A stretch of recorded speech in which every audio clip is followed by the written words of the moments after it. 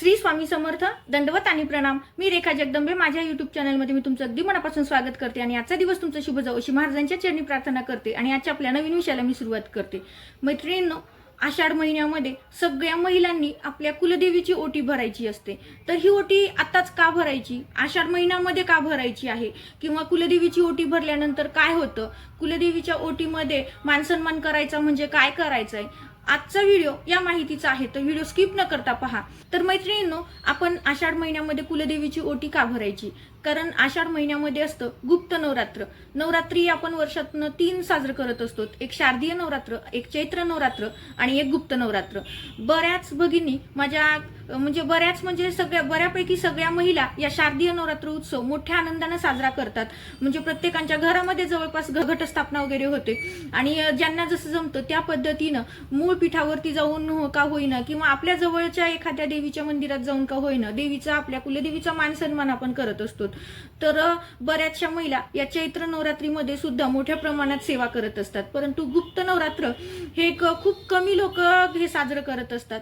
तर या गुप्त नवरात्रीमध्ये सुद्धा आपल्याला आपल्या कुलस्वामिनीचा मान सन्मान करायचा असतं. जर तुम्हाला मूळ पीठावरती जाणं शक्य असेल, तुमची कुलदेवी जी आहे त्या ठिकाणी जर तुम्हाला जाणं होत असेल, तर आवर्जून तुम्ही आषाढ महिन्यामध्ये किंवा आषाढ महिना संपण्याच्या आधी तुम्ही मूळ पीठावरती जाऊन आई भगवतीचा, तुमच्या कुलदेवीचा मान सन्मान करायचा. आता मान सन्मान करायचा आहे म्हणजे काय, तर शक्य असेल, जवळ घर असेल, तर तुम्ही नैवेद्य, पूर्णाचा नैवेद्य करून आई भगवतीला नेऊ शकतो. जर तुम्हाला नैवेद्य करणं शक्य नसेल, तर अशा वेळेस तुम्ही साडी, चोळी, नारळ, फळं, ओटीचं सामान सगळं घेऊन आपण आई भगवतीची ओटी भरून घ्यायची आहे. म्हणजे कुलदेवीचा मान सन्मान.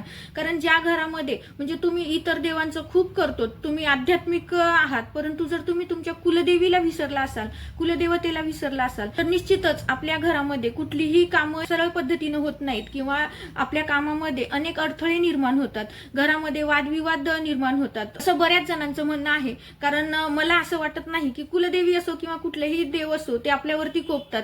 ते फक्त भावाचे भुकेले असतात. त्यांना फक्त आपली निस्वार्थ भक्ती पाहिजे असते.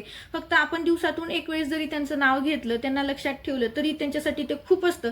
कारण आपण त्या मार्गाच्या दिशेने मार्गक्रमण करायलो, याच गोष्टींमध्ये समाधान नसतं असं मला तरी वाटतं. त्यामुळे कुठलेही देव आपल्यावरती कोपत कधीच नसतात. देवाचा कोप झाला म्हणून काही घडतं असं नाही. तर ज्याच्या त्याचं प्रारब्ध असतं, ज्याचं त्याचं कर्म असतं, त्या कर्माचे भोग आपल्याला भोगावे लागतात. त्यामुळं कुठल्याही देवी देवता आपल्यावरती कधीच कोपिष्ट पद्धतीनं कोप धरत नाहीत. त्यामुळं फक्त आपण श्रद्धेने आपल्या देवाचं सगळं करायचं असतं. तर असं म्हणतात की कुलदेवीचा जर मान सन्मान केला तर निश्चित आई भगवतीचा आपल्या घरावरती, आपल्या कुटुंबावरती वरदहस्त नित्य कायम राहतो. ते कुळाचे आई वडील असतात, म्हणजेच की कुलदेवी आणि कुलदैवत.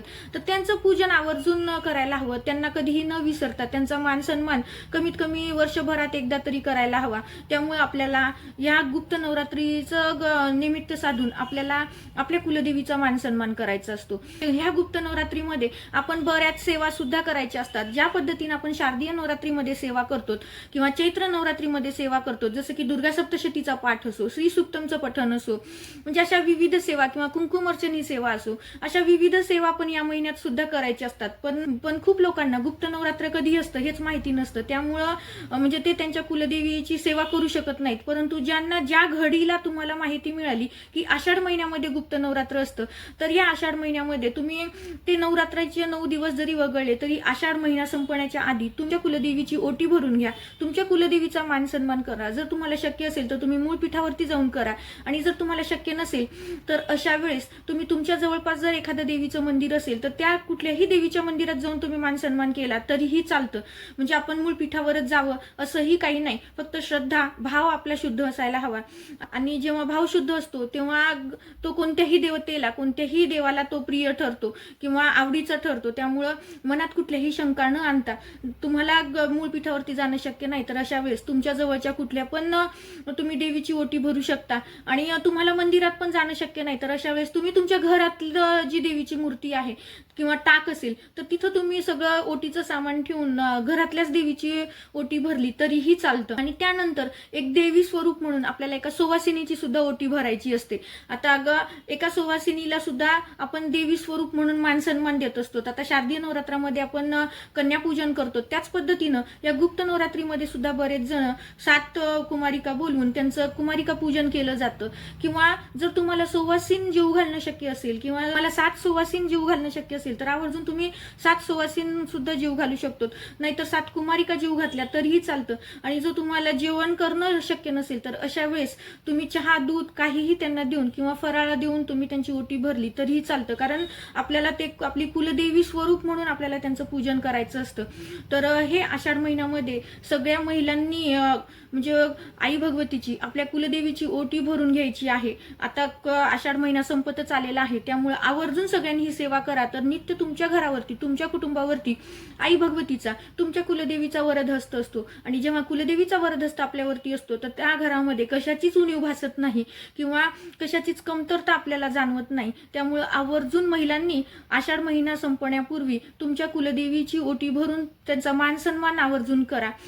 त्यानंतर आता या महिन्यामध्ये 7 आसरा पूजल्या जातात. आता या आसरा काय असतात? आता ही पूर्वीपासूनची प्रथा आहे. बऱ्याच ग्रामीण भागामध्ये आज सुद्धा आषाढ महिन्यामध्ये 7 आसरा पूजल्या जातात. आता 7 आसरा पूजल्या जातात म्हणजे काय करतात तर 7 छोटे छोटे दगड घ्यायचे आणि त्याला शेंदूर लावून त्यांचं पूजन करतात. आता 7 आसरा म्हणजे काय तर ह्या पाण्यातल्या देवता असतात, म्हणजे देवी असतात. तर ह्यांचं पूजन आपण करायचं असते आणि पूर्वीपासून ही प्रथा चालत आलेली आहे. आता कितपत आपण समोर नेतो ते आपल्यावरती अवलंबून असतं. कारण बऱ्याचशा घरामध्ये सासवाच कुठल्या गोष्टींचं पूजन किंवा व्रत वैकल्य करत नाहीत, तर तशा घरामध्ये पुढे तो वारसा चालू राहत नाही. एखाद्या घरामध्ये सासू खूप करत असेल तरी सुद्धा सुना पुढे त्या वारसा नेत नाहीत. त्यामुळे ह्या प्रथा ज्या आहेत त्या बंदच पडत आहेत. परंतु हे फक्त आध्यात्मिक शक्ती आपली जागृत करण्यासाठी किंवा आध्यात्मिक आपल्या मनाला वळण लाभावं म्हणून हे पूजन नाही. तर पूर्वीच्या काळातली लोक आपल्यापेक्षा खूप हुशार होती आणि असं म्हणायला काहीच हरकत नाही. कारण प्रत्येक प्रथेमागं प्रत्येक संस्कृतीमागं त्यांचं काहीतरी शास्त्रीय कारण असायची, काहीतरी त्याला विज्ञानाची जोड असायची म्हणून ते करायचे. पण आपण फक्त अंधश्रद्धा म्हणून किंवा अध्यात्मामध्ये बुडून चाललोत म्हणून करायलोत म्हणून या गोष्टी आपण मागं टाकतो. तर नाही, तर ह्या गोष्टी करण्यामागं आपली एक निसर्गाबद्दलची कृतज्ञता व्यक्त करणं हा यामागचा सगळ्यात मोठा भाव आहे. कारण आषाढ महिन्यामध्ये पावसाला सुरुवात झालेली असते आणि पावसामुळं नद्या नाले किंवा विहिरी या तुडुंब भरून वाहत असतात.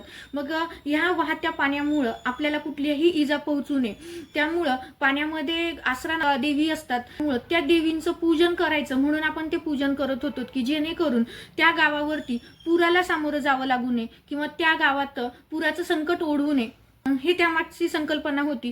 त्यामुळं एक निसर्गाबद्दल कृतज्ञता व्यक्त करणं किंवा जे आषाढ महिन्यामध्ये पाऊस पडतो, शेतीची कामं सुरू होतात, त्यामुळं ह्या निसर्गाने आपल्याला भरभरून दिलेलं आहे आणि इथून निसर्गाचं चक्र सुरू होतं. कारण पाऊस पडल्यानंतर जमिनीत जे बी टाकलेलं आहे त्याचे कोंब फुटायला लागतात, नवीन निसर्गाची निर्मिती होती, नवीन झाडांची निर्मिती होते. कारण आपण पेरणीला सुरुवात याच काळामध्ये करत असतो.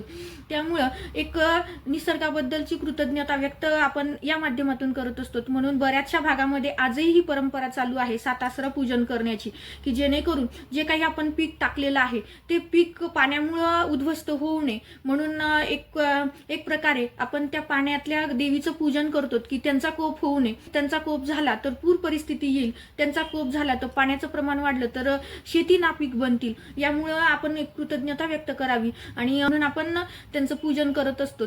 तर ज्यांना माहिती होतं ते निश्चितच करतील, परंतु ज्यांना अद्याप माहिती नव्हतं किंवा ज्यांच्या घरामध्ये त्यांच्या सासवा गुप्त नवरात्राचं मध्ये पूजन वगैरे काही करत नाहीत, तर अशा वेळेस ज्या वेळेस आपल्याला काही गोष्टींची माहिती होते तर त्यावेळेस आपण आवर्जून करायला हवं. कारण प्रत्येक गोष्टींचा वारसा हा एका पिढीकडून दुसऱ्या पिढीकडेच जात असतो आणि ज्या चांगल्या गोष्टी आहेत ज्यामधून आपल्याला चांगलं शिकायला मिळतं त्या गोष्टी म्हणजे वंशपरंपरागत चालत येत नाहीत, तर त्या आपण सुद्धा निर्माण केल्या तरीही चालतं. त्यामुळं कारण कुठल्याही देवाची भक्ती करणं याच्यासाठी वारसा लागतो अशातला भाग नाही. सासू करत होती म्हणून सून करणार अशातला भाग नाही.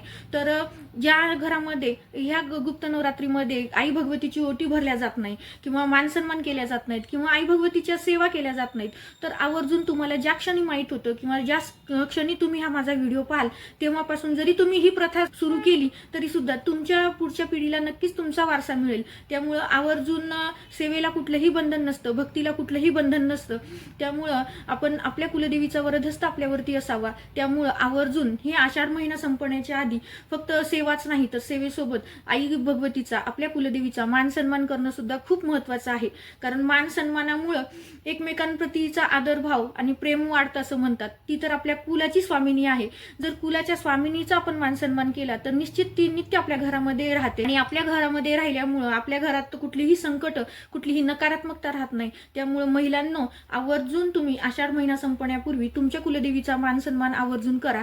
दिलेली माहिती साधी सोपीच आहे, पण मला ती तुमच्याशी शेअर करावीशी वाटली. आवडली असेल तर लाईक करा, शेअर करा. आपल्या चॅनलवरती नवीन असाल तर चॅनलला सबस्क्राईब करायला मात्र विसरू नका. झालेली सेवा आई भगवतीच्या चरणी रुजू करते आणि हा व्हिडिओ इथंच थांबवते. श्री स्वामी समर्थ. दंडवत आणि प्रणाम.